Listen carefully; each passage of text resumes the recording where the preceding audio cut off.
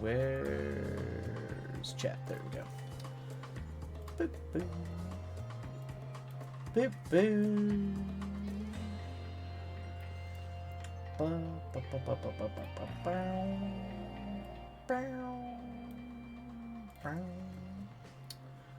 Where are we?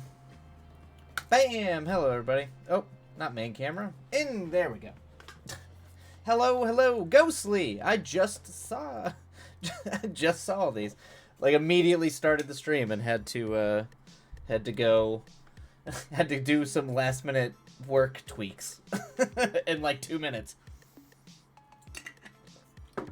on pork videos. Oh, the ads are still going. Whoops. Oh my goodness, the Twilight is on time. It's a Christmas miracle. Dude made it better fascinating. Dude, welcome. How are you doing, Ghostly? Dune makes everything better, Ghostly. But also keep in mind that Dune is one of my favorite science fiction books of all time. So it's bound to make me happy and very giddy and joyful. 6 ads. Good lord. Okay. I mean, I do bundle them up so that they only happen every like 30 or 40 minutes. That's the goal. Boop boo, you're back. Welcome back, Ghostly.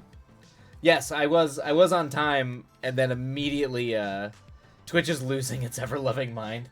Yeah, that's not surprising. I think that's just what Twitch does these days, isn't it? But yeah, like, I didn't even intend on it to sit on the screen for that long. I ended up having to, I had to do some, like, immediately started stream and had, like, people be like, work things, and I was like, I'll be back in a couple hours, goodbye. So I was like, go away. But you liked Dune. I love Dune. Yes, I love Dune. I mean, you keep in mind that Dune is one of my favorite books, like, my favorite science fiction books ever written.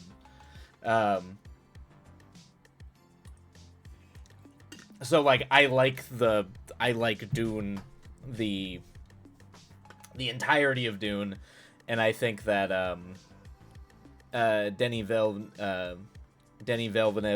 Villeneuve, I think is how you pronounce his last name, nailed it.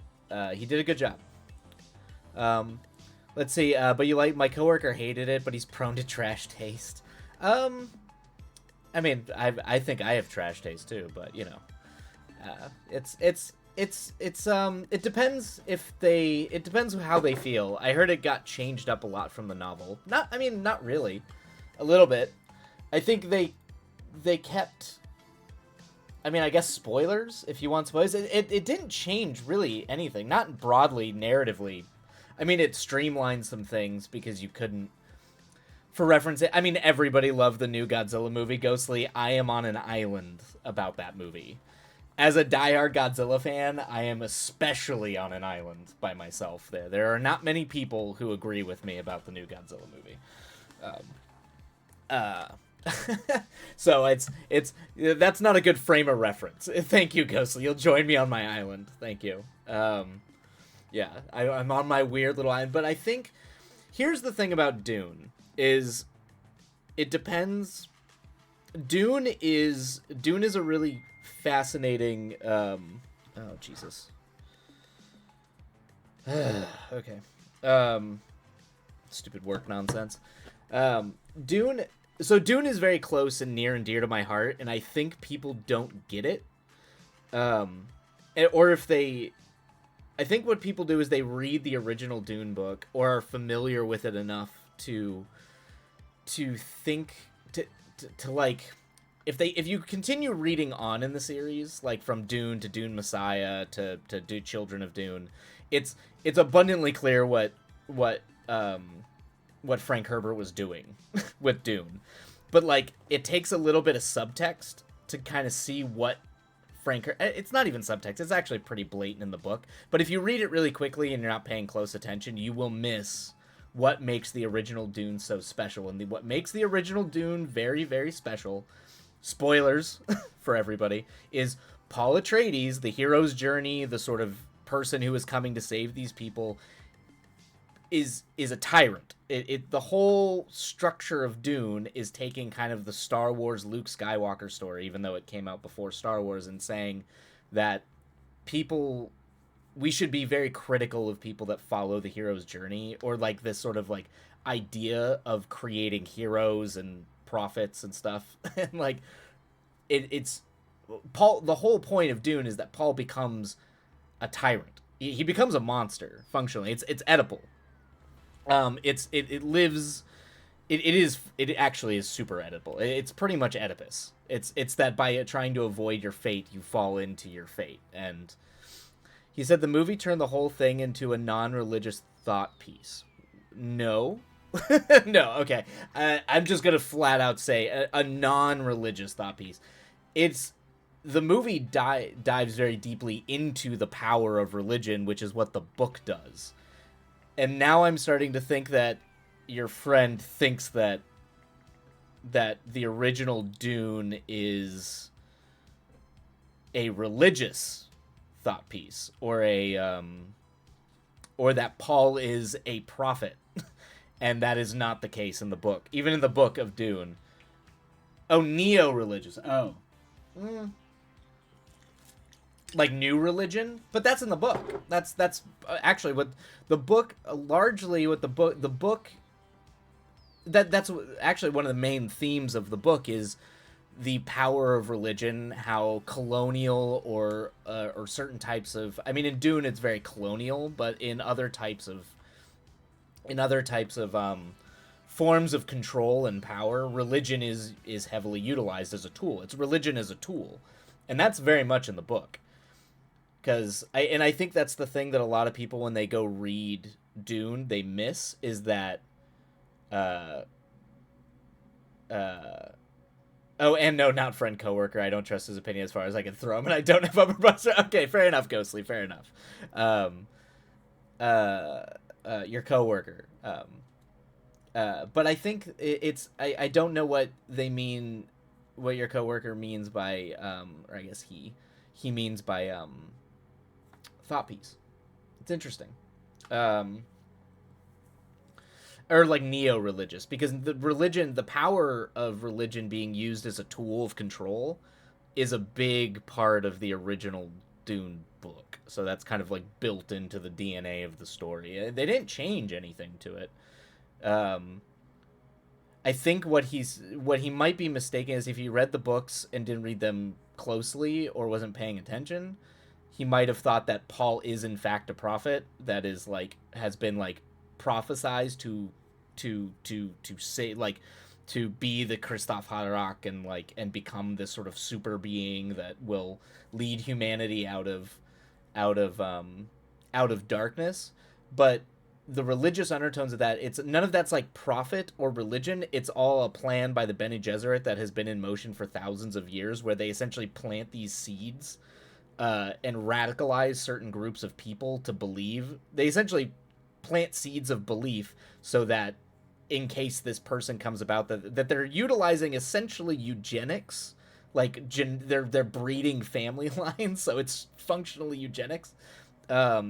This person comes around, they know the triggers that they can use for certain populations to essentially bring this person up as a prophet, or to elevate them as a prophet to give them an easy access to control.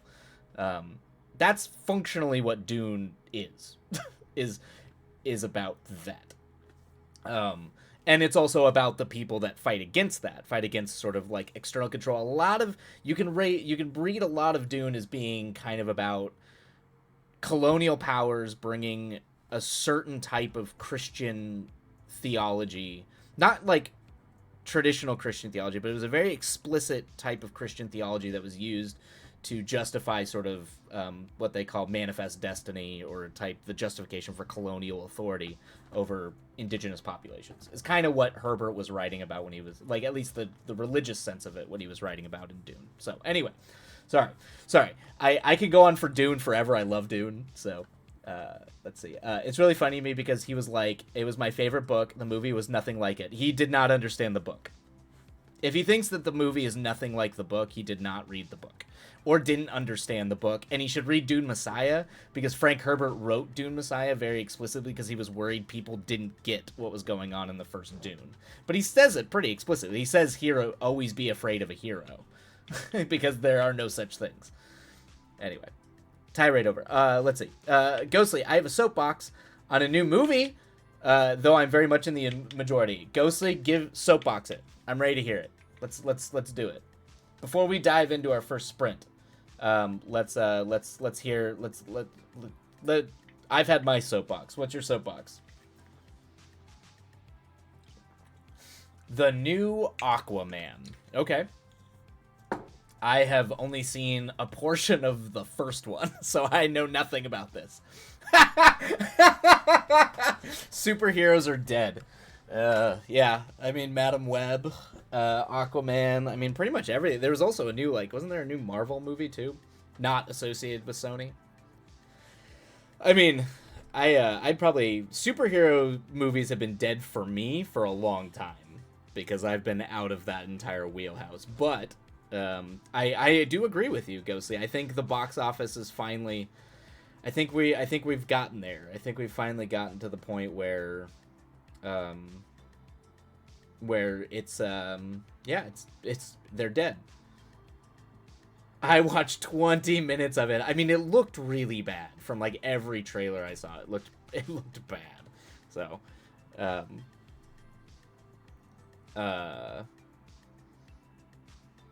that's I'm assuming for you, Ghostly, that's a good indicator that it's not worth watching. If you only made it through 20 minutes.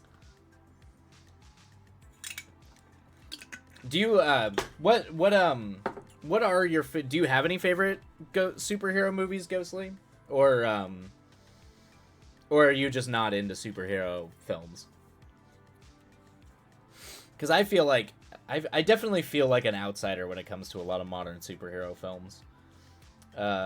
It was on upstairs in my family room, and it made me question why some people are allowed to make movies. Yeah, and that one was directed by Juan, wasn't it? I think, yeah, people are just phoning shit in. That's what happens.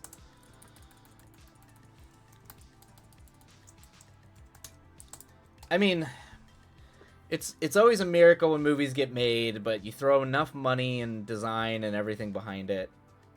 Dolph Lundgren's in it? Of course, yeah, it's James Wan. Yeah, I mean, it's funny. James Wan can do whatever he wants, though. I mean, after those Conjuring, I mean, he created the entire Conjuring universe. He's got so much money. He can do whatever he wants. Let's see here. I mean, I ask how some people are allowed to make movies, but it's studio nonsense. For reference, you love the genre. I grew up on the early stages of Marvel, and I deeply believed it started earnest. Yeah, oh yeah. I mean, it was revolutionary when it started. No one had ever seen someone do no one had ever seen that successfully done in that way. It changed everything. Even though I think, in terms of films, I think it made superhero films less unique by making them all fit a very particular mold. But that's kind of was the point. That was the thesis of what Marvel was trying to achieve, was that you could bring in filmmakers, but it all would serve this sort of broader sort of mass story. And I grew up on the comics. I was a big fan of the Infinity Crisis, the Infinity Gauntlet, Infinity Crusade, Infinity War comics. So I was invested just because I wanted to watch what they were going to do with Thanos and all that kind of stuff. I wasn't entirely thrilled with how all that went down. It's much cooler and stranger in the comics, but it was okay.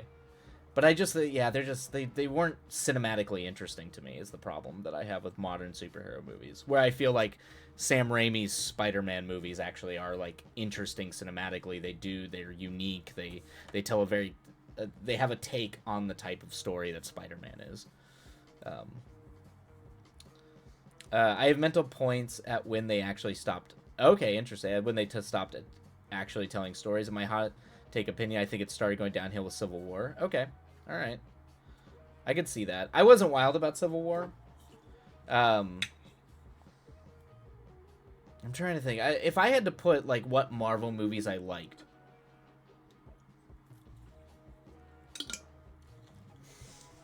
what Marvel movies did I like? Like standalone movies that I would be fine sitting down and rewatching. It's really hard for me not to just be like Guardians. Yeah, I think it might just be Guardians 1 and 2.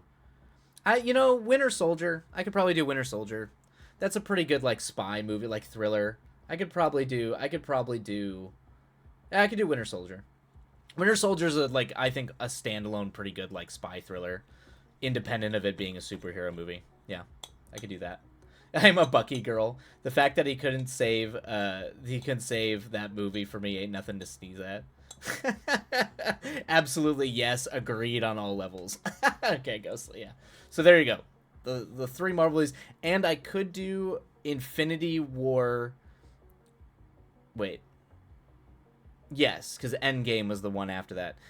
Infinity War was elements of it were lackluster, but I did like that it committed up until the first 10 minutes of Endgame with how dark it gets in the Infinity Crisis, because it just because it just straight up like nukes half the universe in that comic, which is pretty great. So um yeah, yeah, okay. I there's elements of it I like, but the thing that I really liked is in the comics, Death is an actual figure. Like the personification of Death is a real figure.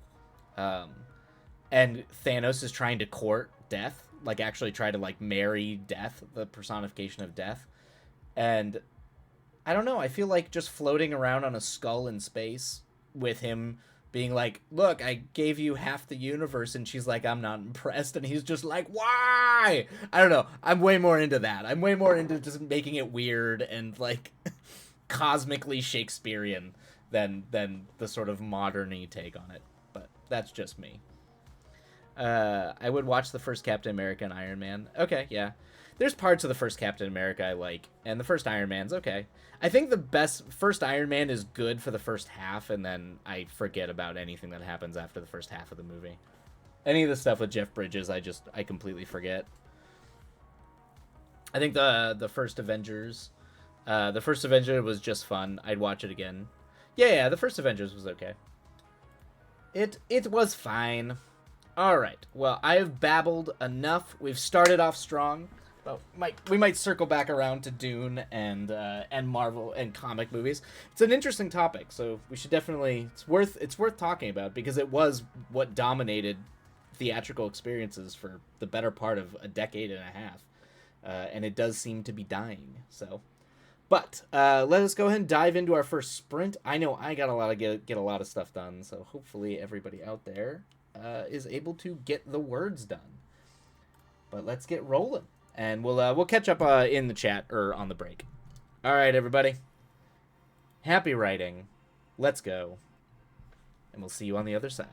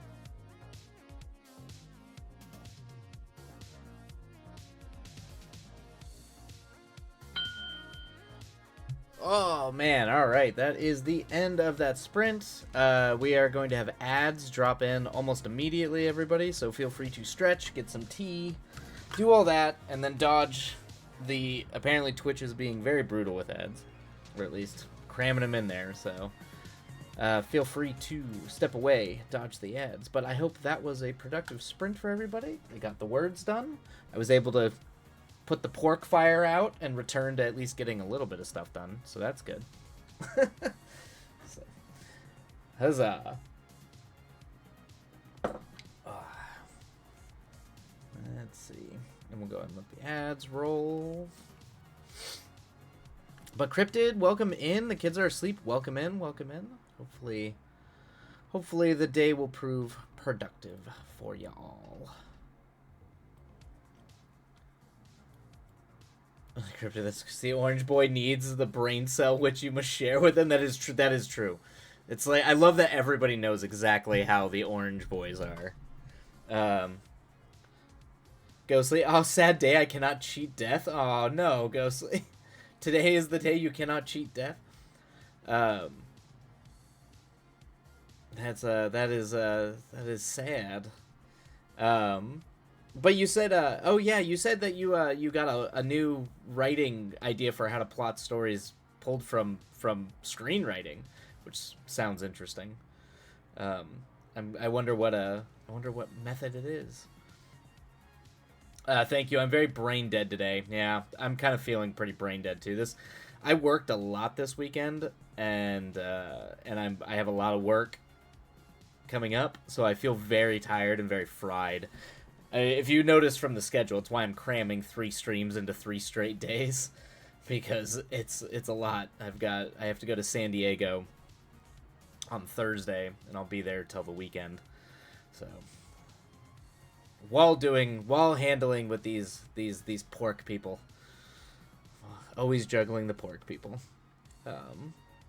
Ghostly, technically every day you're alive, you're still cheating. That is true. That is true, Ghostly. We every day is another day where we say not today, death, until the one day comes, and then I think I saw a meme that was just like someone saying, you know what, maybe today, death, maybe today.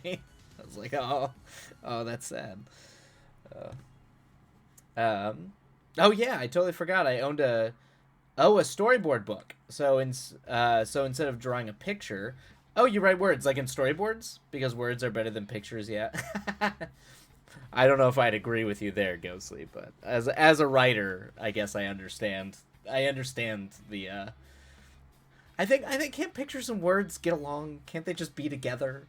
Can't they live together?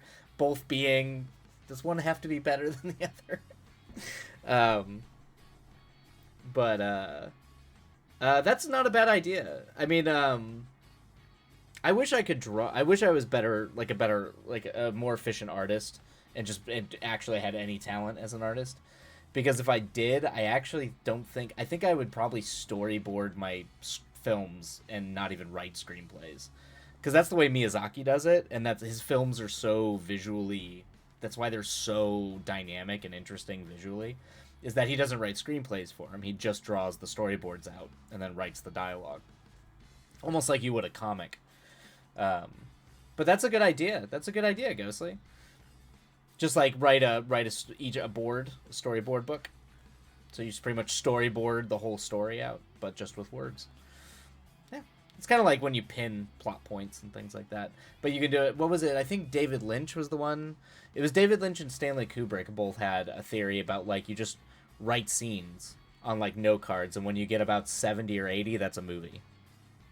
Yep. On average. Crypto. See, I wish I could write scripts because I'm always picturing... I'm always picturing book as a movie in my brain with a soundtrack. Yeah. See, that's the thing, is, like, I have a few scripts.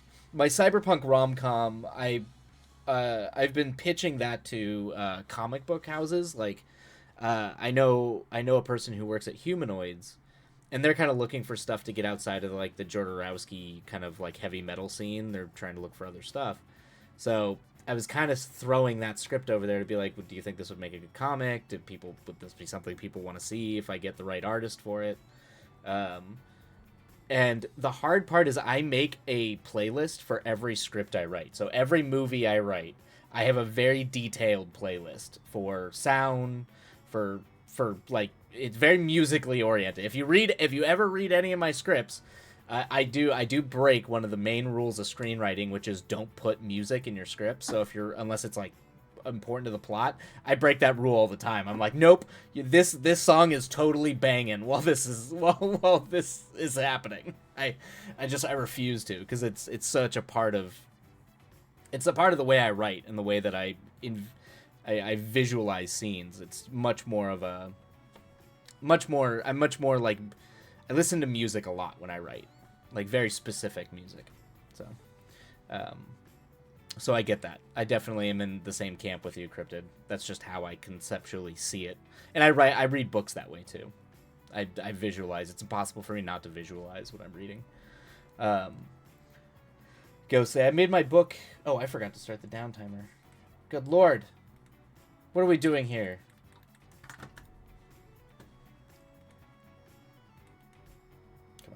Come on. Mouse. There we go. Wake up. Takes like 5 minutes for my mouse to wake up.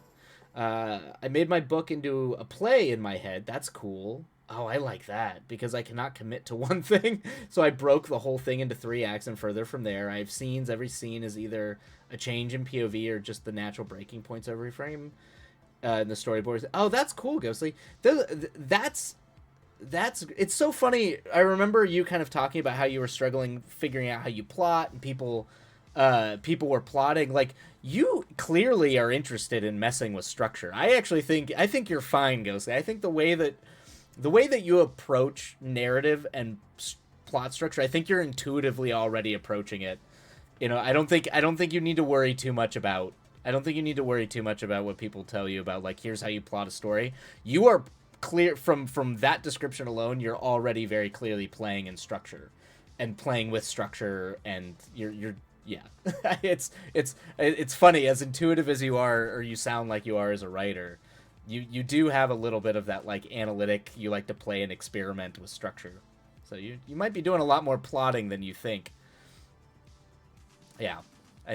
A lot more plotting, I just don't think it's as obvious. Ooh, that sounds cool as hell. Oh, thank you. Yeah, people like that rom-com, man. I don't know. I was definitely, I'm much more in the darker, it's a darker rom-com, but I don't know, people like that script. I don't know what to make of it, but they do. Where I use a lot of audio dissonance, nice. So I've had to learn the hard way. I just need to inject comedy, comedy in weird ways to get the same mood, but it's a gauntlet. Oh, I'm sure. Good Lord. Oh my God, I can imagine. Yeah, I agree. That's fucking brilliant. That's cool. It also reminds me of Bergman. Bergman used to do that between film and theater all the time, where he would change perspectives, and because you have to, based on how theater works compared to cinema. But he would take movies and then put them on the stage, redesign them and restructure them on the stage, and then take stage plays and restructure them and design them in movies. Because all the actors that, like, the famous actors and actresses he would work with, like Max von Sydow and Ingrid Bergman and all them, they all were on stage and film at the same time. So he would just pop back and forth and kind of experiment. Essentially, the best advice for any artist is, if you're trying to learn how to just keep experimenting with everything, and you're already leagues ahead of everybody else, and never stop experimenting. Just experiment. That's part of the joy of the craft, is experiment. I can just see it now. It's good, Ghostly. You're getting the vision. Cryptid. I just want to murder people. To love songs and Vamp Book. It is a tricky mood to accomplish, but I think I got it in the opening. Awesome. That opening sounds like a vibe, and I'm here for it. I'm 100%. I am here for that. That's awesome. Yes. Just do all the weird things. Just be weird. Do weird things. Be weird. It's great. Look at David Lynch. David Lynch's entire film career is just being David Lynch. Like he's a guy who says okie dokie and hello, like like he's just He sounds like the most normal, mildly nerdy guy, and then you watch his movies, you're like, this is insane. This is so insane. And that's just, just be weird. Do your weird thing. Keep experimenting. Find new ways to do it. I treat the natural pauses in story as a kind of blackout closed curtains. And I found it has helped with transitions. Oh, cool. Yeah, like a nice little, fade out. Today's struggle is the balance of exposition. That is a trick. Hello! Oh my goodness. Welcome in, Raiders. Queen Negan. Hopefully I'm saying that right. Queen Negan, Raiders. Welcome in, Raiders. We're just on a break right now. Hello. Welcome in. Let me... Hello. Welcome. We're just on a break right now before we dive into our next sprint. Let me shout you out. How was stream?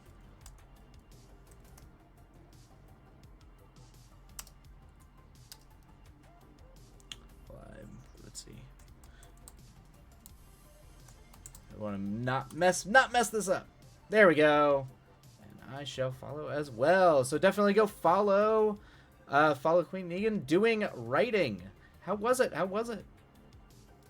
And Saviors. Oh. Hello. I was doing the same. Oh, awesome. Doing some co-working. Glad to find another writer. There are a few of us. It is a delightful and lovely and supportive community. So I love to meet new writers who I have not met. So I will absolutely have to dive into one of your streams sometimes. But yeah, what were you writing? What do you all work on? Are you write fantasy, romance? All the goodies. I'm Wildlight. I am a filmmaker, so most of the writing I do is all screenwriting. And currently right now we're doing sprints, co-working, kind of same thing you were all doing. Ba-ba-bum. And I'm currently writing a mech trilogy, so I'm leaning sci-fi. I'm trying to keep the spirit of Dune, since I just got back from Dune over the weekend, so trying to keep the science fiction vibes alive. I'm working on the second draft of my horror. Horror is my go-to genre. That's generally what I write, are horror films. Hoping to finish it finally to start queer. Oh, you're queering by the end of the year? Awesome. What kind of horror? Is there a subgenre? Do you do, or do you have a favorite subgenre? So, like, slasher, ghost, haunting. My default is generally, like, existential cosmic horror is where I go, so... That's, like, generally when I try to write films. I'll do a little bit of, like, Evil Dead-y, demonic, mostly just cosmic fused horror. Love that. Your minor was in film? Awesome. We had to do a few scripts. It's a different beat. Yeah, I know. It's actually funny. I've tried to go write prose recently, and I'm having a really hard time writing in past tense. It's really difficult. I actually have noticed when I get into like the flow and I'm writing, I'll notice halfway through it just completely changes to present tense. Like I'm writing a screenplay. It's just it's a hard thing. It's a hard thing to break. It is an absolutely different beast. Let's see here. Psychological, paranormal, horror, girly. Fantastic. That sounds delightful. Sort of cross between The Shining and Shutter Island. You couldn't pick two better movies to be between, because, oh man, Shutter Island. Maybe that movie is appreciated. I feel like that movie gets left to the wayside way too much. I think it's one of Scorsese's more interesting films. I love that movie. Really, really good, questioning reality type psychological horror, but it's really good. Yeah, I struggled remembering the format of script writing, but when you get it right, so dissatisfying. Yeah. The screenwriting, I think because I'm an active DM, I play a lot of dungeons, or I DM for like Dungeons and Dragons, Call of Cthulhu, like I run a lot of games for people. So for whatever reason, it was a lot easier for me to do screenwriting because it's kind of like screenwriting is kind of the way you describe a scene in like when you're playing tabletop RPGs. I think that might be why my brain has latched into that, because man, it just becomes so hard for me to write in past tense. Embarrassingly hard. Cryptid, that's awesome. Congrats on working a second draft. It gets easier with each one. Yeah, hopefully. I hope drafts. Sometimes the later drafts are actually harder for me when I'm writing a screenplay, because there's like sometimes you unearth terrible problems that require some pretty hefty lifting to get to work. Thank you. Editing is a whooping. Editing is whooping me. I'm so sick of my own words. Yeah, yeah. Well, because they all just start to. Do you take breaks? I'm a big fan of like. I'll do like a pass, take a week off, then a pass, a month off, a pass, and then like 2 months off. Is usually how I have to edit. Is I need to like spread it out. I need time away from it because it all just starts to fuse into like the same muddy soup. I can't tell what's actually good or bad. It all just it confuses me. If it helps, don't get hung up on the small stuff. Focus on big picture things. Agents won't care about typos. Yeah. That's the stuff that when I'm editing, particularly in a screenplay, that's like I wrote and now there's a massive structural problem that I've discovered, and that's the stuff that takes me like 6 months of worth of rewriting to fix.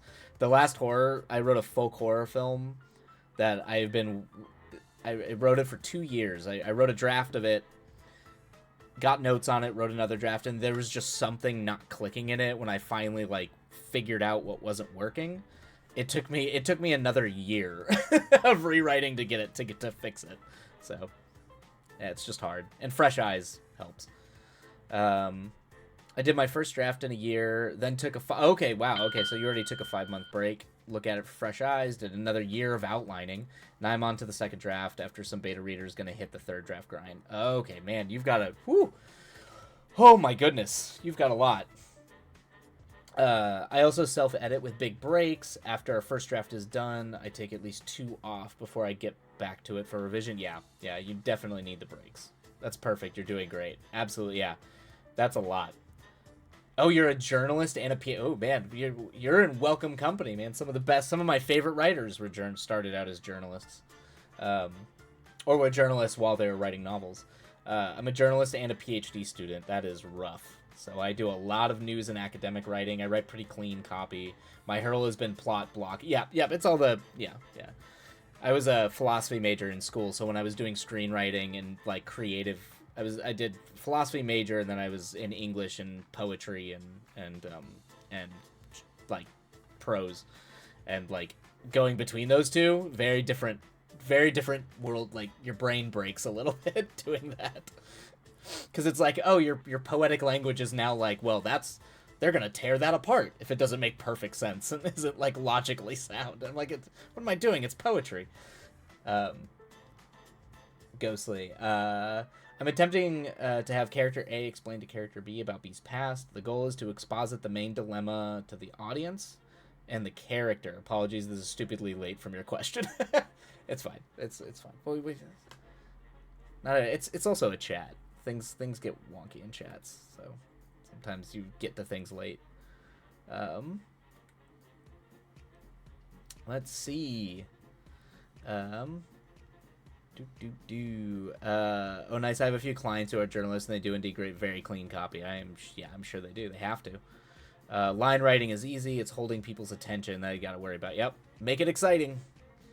Gotta make it exciting. You do not want people getting bored. That's when they start to notice the problems, especially when they get bored. Not at all. You're good. If you could make a discussion heavy on emotions, yeah, I was gonna be like, make it emotionally sound. Actually, you know what? A really good way of doing it is, I mean, in novels different, but the way that the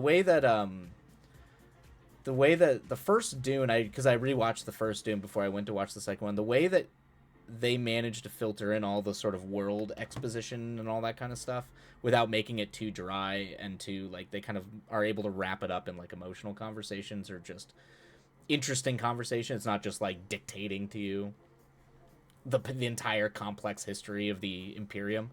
He I don't know, it's pretty elegant how he made it work. You said hey, Oriam, how's it going? You said the E word, the dreaded E word. Yeah, editing. It's rough. It is rough. Exposition is a tool that can be used for good and evil. Yep. Queen again. I have to dip. Do a post stream. Yes. Go get some tender loving care. Yeah. Rest up. Recoup. All the goodies.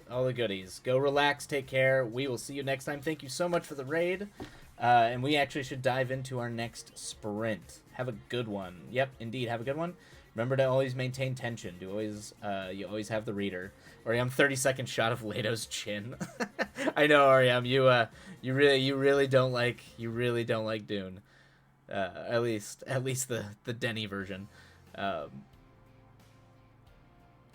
Ghostly absolutely takes a lot of practice to balance. You'll get there. Yep, you'll get there. Yeah, your writing is it's almost never boring, Ghostly. So I'm sure you will find a way to make it entertaining. That's actually the benefit. Always make sure you're entertaining yourself, and that's the first step. All right, let us dive into our next sprint.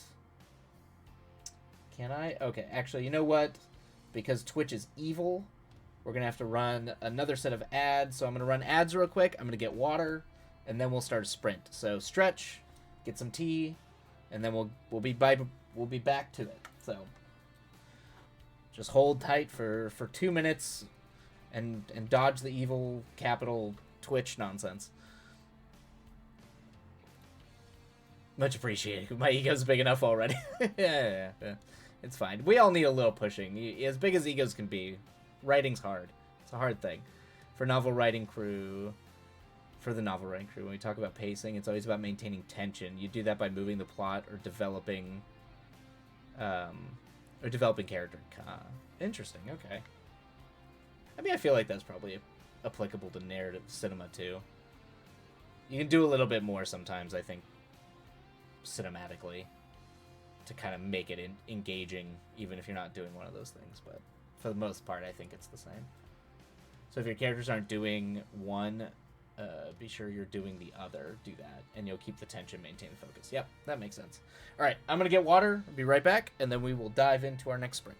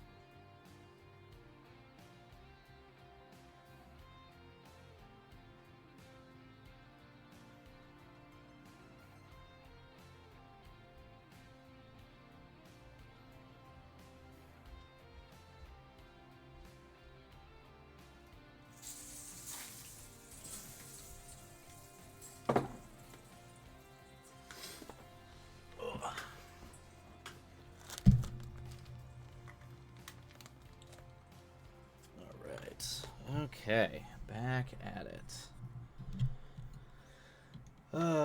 So if your characters aren't doing, I am more often than not a fan of leaving things unsaid, open to interpretation. Not a fan. Got it. Not a fan of that.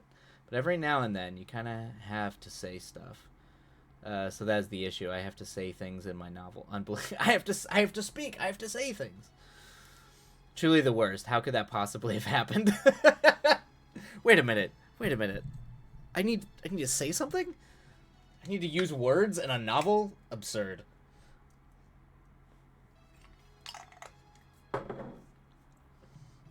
Pacing is so wildly subjective of all the elements of fiction. Yeah, I think it depends what you're trying to do, maybe? It's like, sometimes pacing's better when it's, I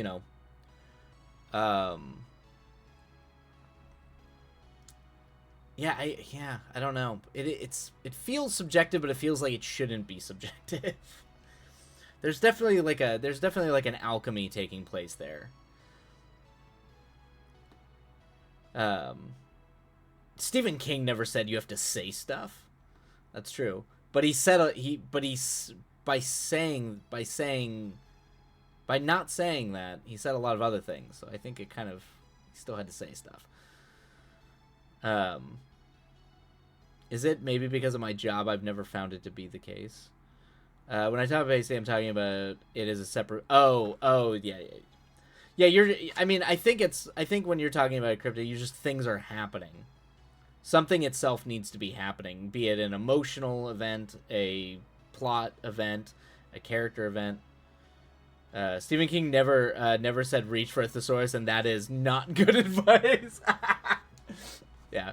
My favorite one is the ly thing. That's actually the one I take to heart more than anything, is just anytime you use ly at the end of a word, see if you can replace it with a different one.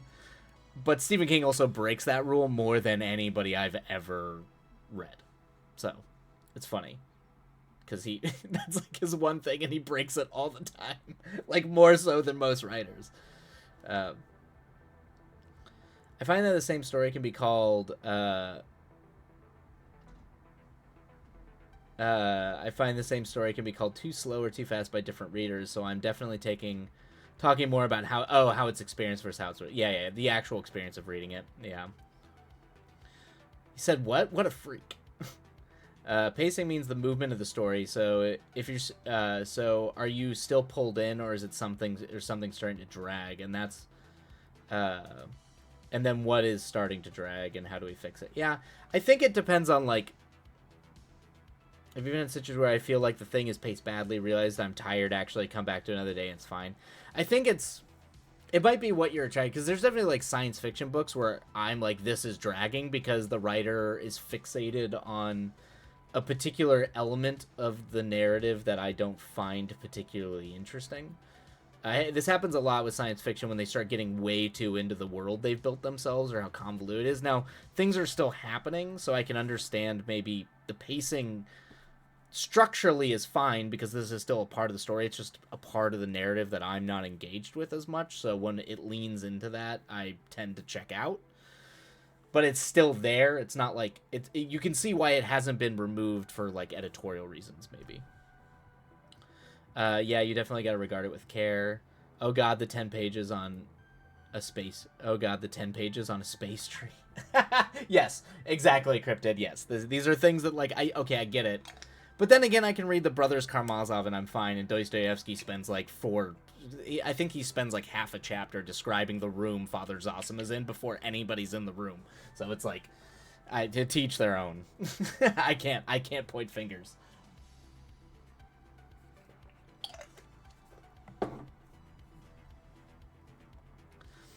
As a writer, sometimes I think a thing is so slow and it's just that it took me so long to write, too long to write. That's true. I know that feeling, the kids are asleep, where you've just been at it forever. But that's like a familiarity problem, because then you're just so tied to it for so long.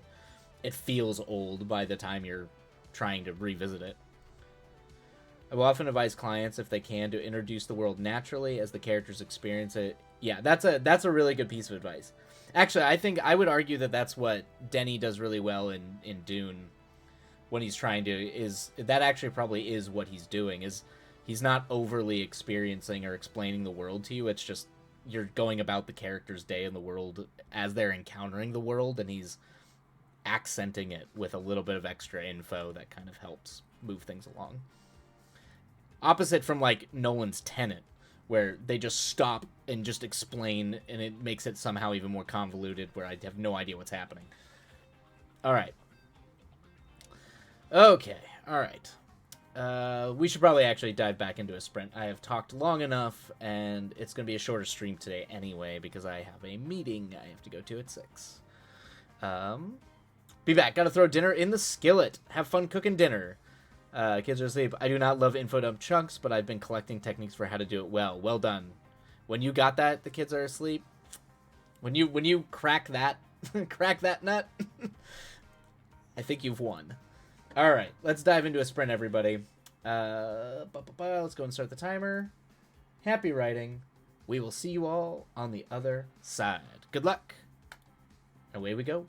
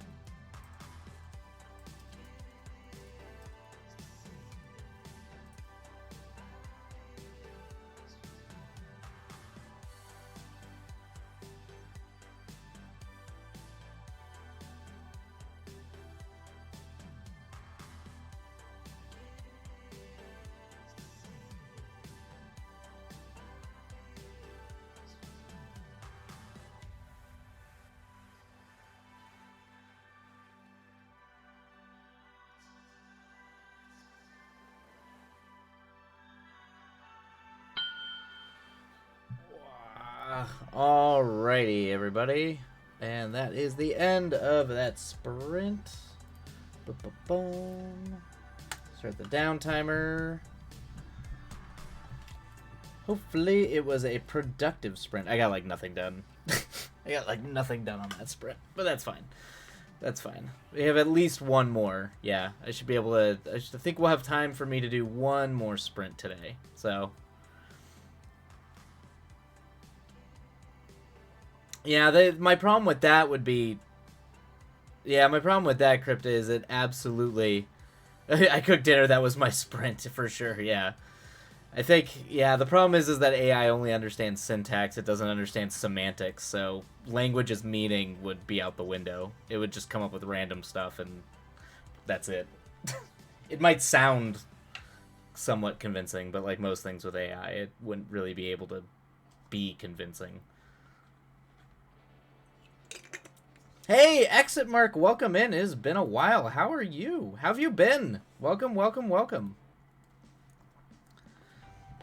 I see there's new rewards. Oh, yes, yeah. I've tried to update a few of them, at least a little bit.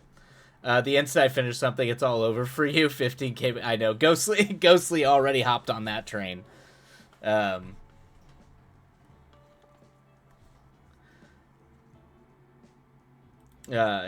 but yes, yeah. I don't know. I don't know how much value there is in getting me to read a thing on stream, but if people want it, I don't mind doing it. Hopefully whatever feedback I can give.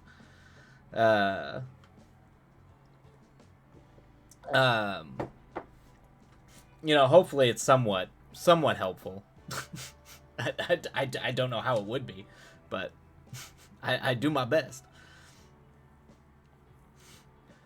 Ghostly, I'm sitting at 32k, 32k just waiting for the next opportune moment. Ghostly's biding time. This is exit mark 32, oh my god, yeah, no kidding, right? Oriyama, yeah, I don't know. I don't know if I'll ever be able to agree with you about the AI thing, but as long as it looks like you got a good tattoo, hey, generate me some Lang. I guess, I don't know. I think it'd just be weird. It'd be weird. I have been here from the beginning. I am a terrible miser. You've been hoarding the channel points. I mean, to be fair, I had nothing to spend channel points on because I did not understand how channel points work.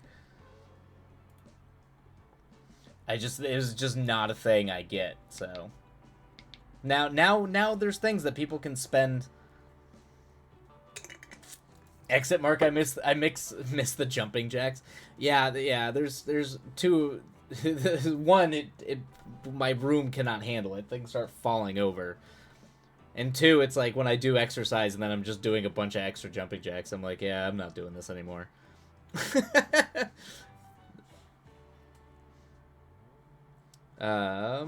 Ghostly. Every now and then I'd be like, drink water, you goblin, but that's what, yeah. I think, and that's because I think I just, like, I lifted it from a bunch of other things. So, so that's how it goes, but, alright.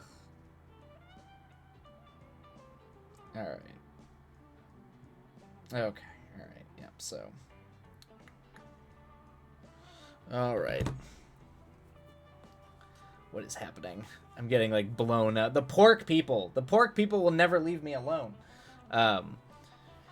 Every now and then I'd be like, drink water. Yeah, I think I'd taken a bunch of those from just standard streamers, like hydrate, all that kind of stuff, because it was already built into the way that, like, Twitch has all the streaming stuff set up. But I was like, people spend these? What? I don't understand this. So I'm slowly adding things that people want to see. There was a few others. I know at one point Ghostly had talked about me, like, reading... I know one of them had to do with, like, reading either poetry or, like, something or another. So, I can't quite remember. While that has been one of my many accountability things for the past year, I just live here. That's funny. I have an accountability thing for you, Ghostly.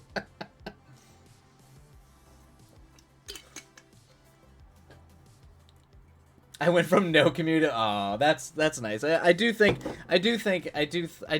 am really happy with the people that hang out here. We have some great, lovely people here. So I like to think it's a pretty supportive, cool community with cool people helping each other out. That's what we want.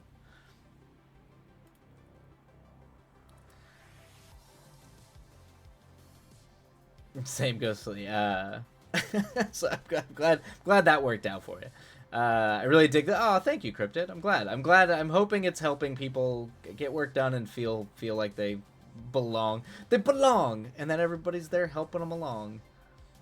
It's one of the few I can actually get things done in. Yeah, I do try to do that. I do try to be good about not going on a tirade, just talking the whole time about crap I'm interested in, so people can actually get work done. I'm like, oh snap, Wilight's on. Do work at a decent time, you cretin. Yo, yeah, I know, because I used to stream real late, and you still came into those streams, Ghostly, and I know you're like, yeah, that would be later for you. So many are just so much noise. I don't know how people write in them.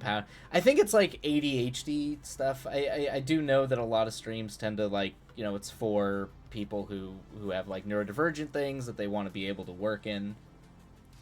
So Ghostly's actually haunting the stream. Exactly, exit mark. Ghostly's haunting the stream. But I'm assuming that that's why. I don't know. I don't understand it. I can't. I was actually just talking to Ghostly too. The reason why I'm maybe I will try to write Pawn Boys on stream, but I would only be able to write Pawn Boys on stream if I did 4 to 5 hour streams and we maybe had like one break. Because I can't. It's hard for me to maintain character voice when I'm writing like dialogue and visually constructing scenes, breaking every 30 minutes. Like I actually have to like hyper focus. I learned that when I wrote a haunted house, like did the actual pages of the haunted house story on stream. So I don't know how. So when other people are like breaking every 15-20 minutes and taking breaks and doing that, I don't know how people get work done. I'd be good on them for being able to handle that, because I can't. It's why usually I use these streams for like research and building story and like kind of starting to plot story stuff. But maybe I'll try it. It probably will be constructed a little bit differently than the sort of the standard co-working streams I do. It would be like longer. Speaking of redeemed, should stream be normal length tomorrow? Yes, yeah. No, I just have to end it. I have to end it early today because I have a meeting. And I'm trying to figure out when they're going to come pick me up, when my boss is picking me up, which I think they're going to come pick me up a little bit after 5, so be a little tight, but we'll try to get one more sprint in. Cool. Okay. Yes, this is my life. This is my life right now. Very busy.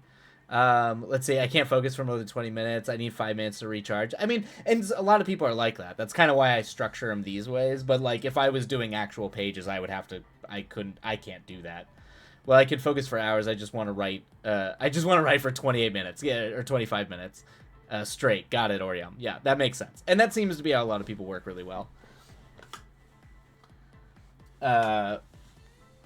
I try to be conscientious of what you be doing before I be throwing my words at you. It's fine, Ghost. You're more than welcome to throw. I mean, that's the whole point of the channel redeems. And I do like reading everybody's stuff. I'm behind. I will always perpetually be behind reading everybody's things. But I guess that's the motivation of the point redemption, is it forces me to read it on stream instead of like when I get to it. But I do read the things. I do make it a priority to try to read everybody's when they submit things on the Discord. No, I insist on making sure it fits your schedule. Ghostly, you better than anyone know my schedule's insane. It's why I could never. It's why my dream is to have a consistent streaming schedule, because my life does not accommodate consistency of anything. It's my life has for the past 12, 13 years been pure chaos, and seems to continue that way.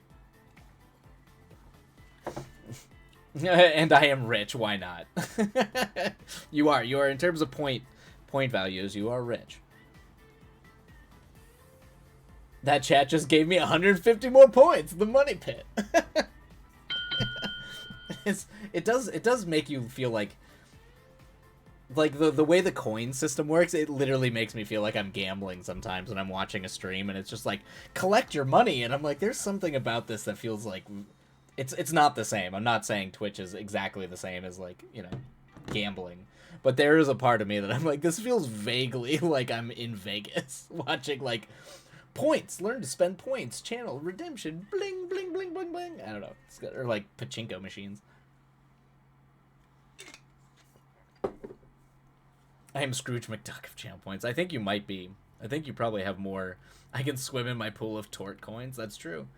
You can. You probably have more than most. All right. Let's gonna dive in. This will be the last sprint because I'm gonna have to wrap it pretty much right after the sprint is up. So, once more unto the breach, fellow writers. Let us go. Let us write and be merry. All right. Happy writing, everybody. Good luck. See you on the other side.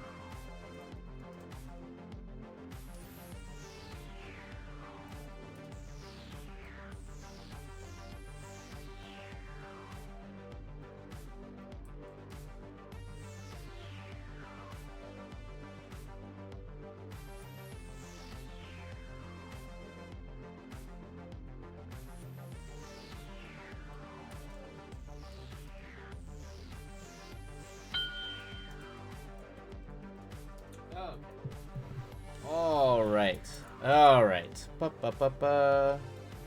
There we go. Let's see here. I did that because she is literally always seeing forward and backwards each time. Yeah. I think I remember you describing this character, Ghostly. So yeah, my only thing would be maybe before the witch, when the witch sighs, no, the only thing that is certain, break that up from, like, maybe break the first part of that up with a reaction from Buttercup before the witch sort of clarifies the only thing that is certain there. Maybe. But I do see that she's quirky and weird. Yeah, I mean, in the context of the greater whole, it might work, but for whatever reason, it just seemed very, like, old person reminiscing about a time forgotten before getting to the present course, and sometimes you see that a few times, but, An assistant! Yes, Princess decided to come and say hello and goodbye as quickly as possible. Oh, goodness. Okay. I have to go get ready for a meeting. I have people who are going to come and pick me up, so I need to go. But, let's see. Looks like, let me see quickly who is on. Who do we got? We got some folks. Tuscany is looking at me as if I betrayed her because I can hear the princess. Yeah, they all do. They all get jealous. Thank you so much. Have a good night. Of course, Exit Mark, always a blast to see you again. The kids are asleep. Thank you so much. And yeah, let me go ahead and let's go ahead and say hello to... Oh, Worthy Advisor's on. Let's go pop in and say hello to Worthy Advisor. Thank you so much. Yeah, and I'll be back tomorrow. So usual time, 3 p.m. tomorrow. I will be on. If I can figure out how to use a computer. There we go. There we go. There we go. All right, we're going to go ahead and raid Worthy Advisor, but looks like they are writing, so hopefully you can keep getting some stuff done. If not, hope the rest of your day is lovely. There we go. And bam. All right.